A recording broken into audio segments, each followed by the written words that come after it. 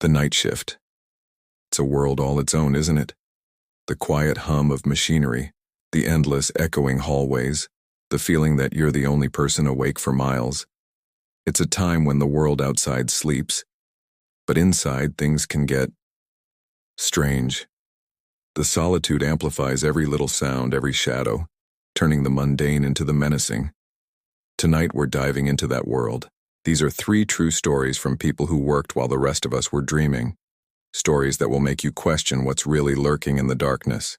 So, turn down the lights, get comfortable, and listen closely. The first story is from a man named Mark, who worked as a security guard at an old decommissioned factory. My job was simple: walk the perimeter, check the locks, and make sure no one was trying to steal scrap metal. For months it was the easiest money I'd ever made. Just me, my flashlight, and the symphony of creaking metal and dripping water. One night around 2 a.m., I was in the main assembly hall. It's this massive, cavernous space where the ceiling is lost in shadows. That's when I heard it. A single clear note, like someone striking a xylophone. I froze. There were no xylophones in this factory. I radioed my supervisor, more to have a record of it than anything. He just laughed and said it was probably the building settling. I tried to shake it off and continued my patrol. But then, an hour later, I heard it again. This time, it was a short, 3-note melody. Clear as day. It sounded playful. My heart started pounding. I scanned the entire hall with my flashlight beam, cutting through the thick darkness, but saw nothing. Just endless rows of silent, rusted machinery. I told myself it was my mind playing tricks on me, the sleep deprivation finally getting to me. I decided to sit in my security booth for a while, right by the main gate, where I felt safest. As I sat there trying to read a book, the melody started again. This time it wasn't coming from the factory floor. It was coming from right outside my booth window. It was the same playful tune, but this time, it was being whistled. I never looked out the window. I just sat there frozen until the sun came up. I quit the next day and never looked back. What's unnerving about Mark's story is the source of the sound. It's not overtly threatening, but its presence in such a desolate place is what makes it terrifying. Our next story comes from a caregiver who worked the night shift at a small private nursing home. We'll call her Jenna, but the submission came from her brother, who says she still has trouble talking about it.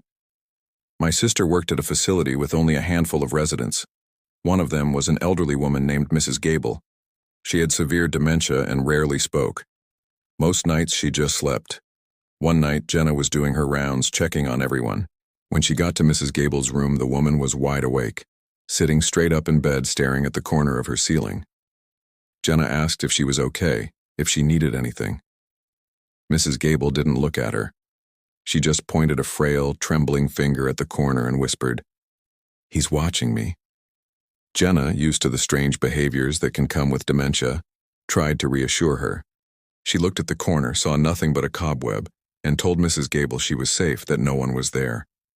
Mrs. Gable shook her head violently. "No, no," she insisted, her voice gaining a strength Jenna had never heard before. "He's always there at night. He just hangs there upside down."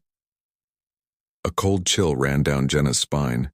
She tried to laugh it off, telling Mrs. Gable she must have had a bad dream, but the old woman was adamant. "He doesn't have a face," she whispered, her eyes wide with terror, just a big wide smile.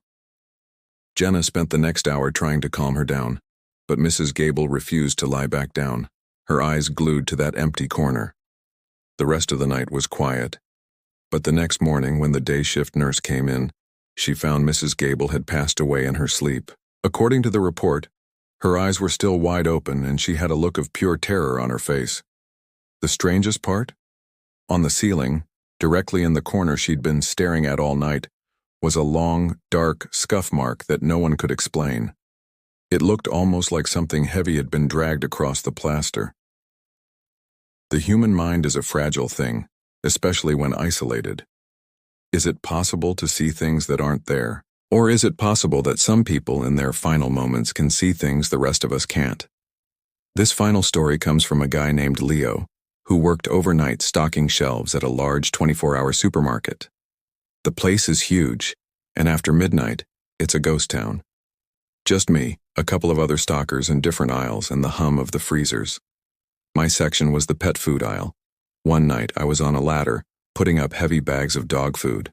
The store was dead silent. Suddenly, from the far end of the aisle, I heard the distinct sound of a shopping cart wheel squeaking. It wasn't loud, just a rhythmic squeak. Squeak. Squeak. Getting closer. I figured it was a late-night shopper or maybe my manager, so I didn't think much of it and kept working. The squeaking stopped right at the end of my aisle. I waited to hear footsteps or for someone to say something, but there was nothing. Just silence. I peeked over the top of the shelf. The aisle was empty. There was a single shopping cart sitting there, perfectly still. I shrugged it off. Maybe someone left it there and walked away. I went back to stocking shelves. A few minutes later, squeak, squeak, squeak. It started again, but this time it was moving away from me down the adjacent aisle. I got down from the ladder, feeling a little creeped out, and walked to the end of my aisle to look. And I saw it. The same shopping cart was rolling slowly by itself down the middle of the next aisle. There was no slope in the floor, no breeze, and no one was pushing it. It was just moving. It rolled for about 20 feet and then stopped abruptly. I just stood there, my mouth dry. I called out, "Hello? Anyone there?" My voice echoed in the empty store. No response. I slowly walked towards the cart, my heart hammering against my ribs. As I got closer, I noticed something inside it. It was a single child's toy, a small red rubber ball. I hadn't seen it there before. As I stared at it, the ball gave a tiny bounce inside the metal basket. Just one. I turned and walked, then jogged, then ran to the break room. I told my manager I was sick and clocked out. I don't know what was in that store, but I know I wasn't alone. And whatever it wanted to play. 3 stories, 3 different jobs, 1 shared experience. The unsettling feeling of being watched when you should be alone. The night shift peels back a layer of the world we're used to, revealing something else, something that waits in the silence. Thank you for listening tonight. If you have your own chilling story from the late shift, share it in the comments below. We'd love to read them. Stay safe, and maybe leave a light on tonight. Don't forget to like this video and subscribe for more true, terrifying stories. We'll see you in the next one.